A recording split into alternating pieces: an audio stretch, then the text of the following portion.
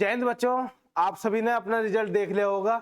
जैसा कि आपको पता है कि कल नेवी, एसएसआर और एमआर का रिजल्ट डिक्लेयर कर दिया गया था। और आप जिस भी स्टेट से रहे हो, यदि आपने कट ऑफ को क्वालिफाई कर लिया है तो आप फर्स्ट फेज क्लियर कर चुके हो और सेकंड फेज के लिए अब एडमिट कार्ड भी डाउनलोड कर लिए होंगे। लेकिन जो बच्चे रह गए हैं या जिनके कट ऑफ से कम नंबर थे, उन्हें फेल माना गया है और वो डिस्क्वालीफाई कर दिए गए हैं।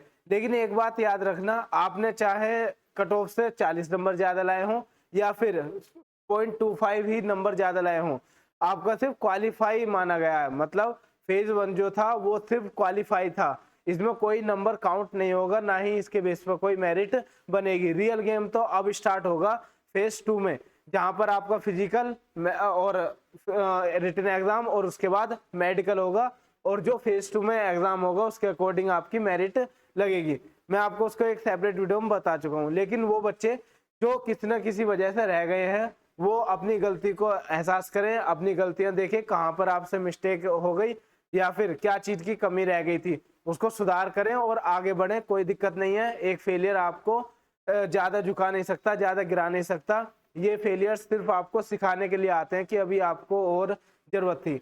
जितने भी एफर्ट थे आपने बहुत अच्छे तरीके से लगाए, अपनी पूरा एफर्ट्स डाले होंगे, मेहनत की होगी। और कोई बात नहीं है, 1 नंबर 2 नंबर से रह गए हों, और जरूरी नहीं है कि आपको एक साथ ही सफलता मिल जाएगी। कुछ कमियां रही होंगी तभी ऐसा हुआ है।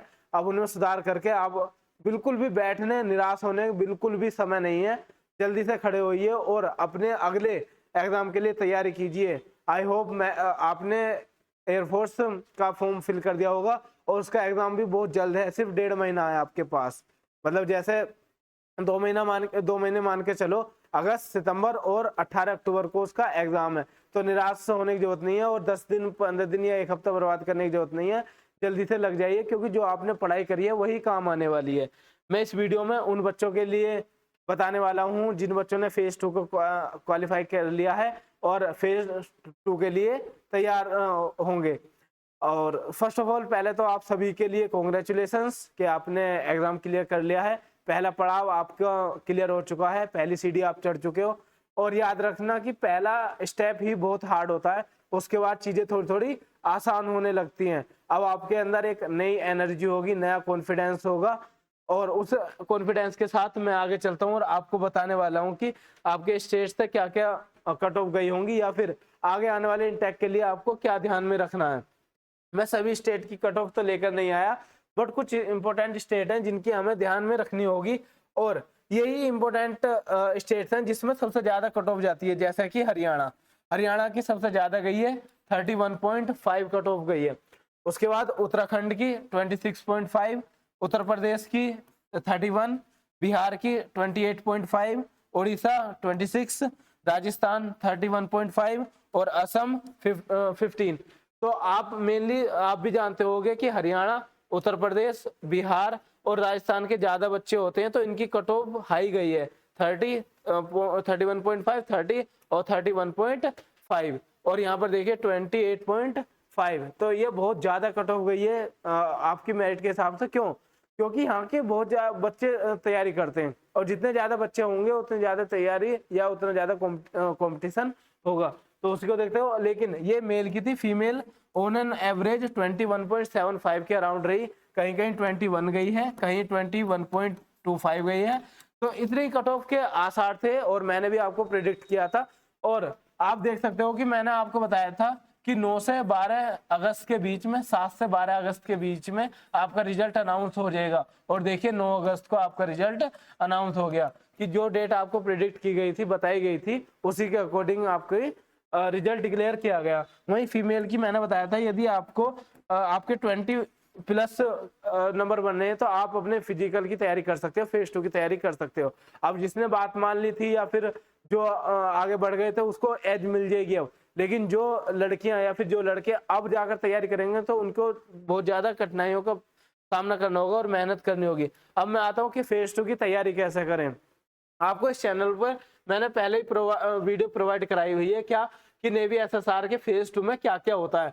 बहुत अच्छे तरीके से डिटेल में मैंने उसमें समझाया, लिंक प्रोवाइड करा दिया जाएगा आपको, वहां से आप इस वीडियो को देख सकते हो और अपना जो स्ट्रेटेजी है या फिर अपना प्लान तैयार कर सकते हो। तो इस वीडियो को देखना ना भूलें, जरूर इस वीडियो को देखें। उसके बाद आता हूं कि आपको रिटन की तैयारी कैसे करनी है। तो वैसे तो मैं अपनी मेंटरशिप में आपको लेकर चलूंगा, बट मेरा फोकस जो रिटन में होगा वो इंग्लिश पर होगा। यही एकमात्र एक ऐसा सब्जेक्ट है जहां आप 25 आउट ऑफ 25 गेन कर सकते हो और ये आपको मेरिट में अपर लेवल पर ले जा सकता है। तो यही देखिए, मैं बिल्कुल नहीं कह रहा कि कंप्लीट कोर्स करना है, बहुत बड़ी बड़ी क्लासेस करनी है, नहीं। मैंने इस चैनल पर आप देख पाओगे कि शॉर्ट वीडियोस है, कुछ सब्जेक्ट वाइज शॉर्ट वीडियोस होंगी जो सिर्फ 15 से 20 मिनट की होंगी और उस वीडियोस में एक कंसाइज, एक ब्रीफ एक्सप्लेनेशन होगी उस चैप्टर से रिलेटेड। जितने भी इंपॉर्टेंट कॉन्सेप्ट है नेवी से रिलेटेड हैं, जितने भी अब तक एग्जाम में आए हुए क्वेश्चंस हैं वो सब डिस्कस किए गए हैं। और उसके बाद आपको टॉप 100 की एक वीडियो अलग से मिलेगी जहां पर उस सब्जेक्ट के 100 क्वेश्चन, टॉप 100 क्वेश्चंस आपको कराए गए होंगे विद डिटेल एक्सप्लेनेशन के साथ। तो इस वीडियोस को देखना ना भूलें, जरूर इन वीडियोस को कर लें। कोई जरूरत नहीं है कि आपको 40-40 घंटे की वीडियोस देखनी है या फिर इतनी सारी वीडियोस देखनी है। आप इन्हें भी करके जाओगे तो आप अच्छे तरीके से एग्जाम अटेम्प्ट करोगे। देखिए जैसे एक्टिव पैसिव की हुई, टेंस की एरर की हुई, फिलिंग द ब्लैंक्स हुए या फिर डायरेक्ट इंडायरेक्ट, और लगातार वीडियोस आपको मैं एग्जाम तक प्रोवाइड कराता रहूंगा और अच्छे तरीके से समझाता रहूंगा।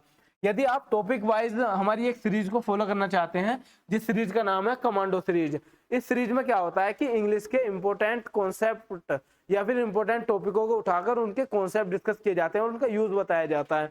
तो इस सीरीज को आप शॉर्ट तरीके से फॉलो कर सकते हो।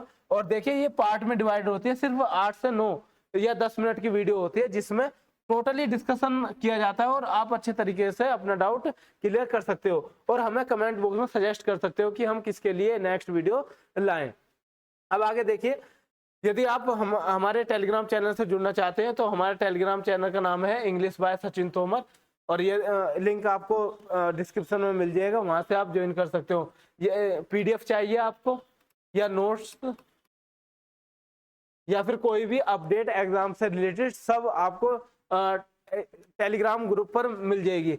और देखिए वोकैब का एक शानदार तरीका, आप इस तरीके से वोकैब को फॉलो कर सकते हैं, याद कर सकते हैं कि एक पर्टिकुलर वर्ड का हिंदी मीनिंग, इंग्लिश मीनिंग और इमेज से आप उसे समझ सकते हो। तो एक बार फॉलो तो कर देखिए, फिर देखिए आप इंग्लिश में कितने ताबड़तोड़ स्कोर लेकर आते हैं। तो मेरा आपसे वादा है कि इंग्लिश में मैं आपको किसी को भी फेल होने नहीं दूंगा। मैं बिल्कुल मेंटरशिप में आपके साथ रहूंगा, हर चीज को एक बारीकी से समझाता रहूंगा, बस आप कमेंट करना ना छोड़ें। जो भी डाउट है, जितना भी डाउट है आप कमेंट कर दीजिए, मैं चाहे रात को 2 बजे आपका रिप्लाई करूं, बट रिप्लाई जरूर करूंगा। मैं खुद आपके कमेंट देखता हूं, पढ़ता हूं और उनका अच्छे तरीके से रिप्लाई देता हूं। जिन बच्चों ने रिप्लाई किए, जिन बच्चों ने कमेंट किए उनके रिप्लाई पहुंचे होंगे और उनका विश्वास भी बन रहा है। तो उसी तरीके से मैं आपसे कहना चाहता हूं कि जो भी डाउट है आपका किसी के भी रिगार्डिंग, आप मुझसे बता सकते हैं, लिख सकते हैं। तो कमांडो सीरीज के बारे में मैं आपको बता चुका हूँ, तो फॉलो कीजिए इस चैनल को। हम मिलते हैं नेक्स्ट वीडियो में, तब तक के लिए धन्यवाद। जय हिंद।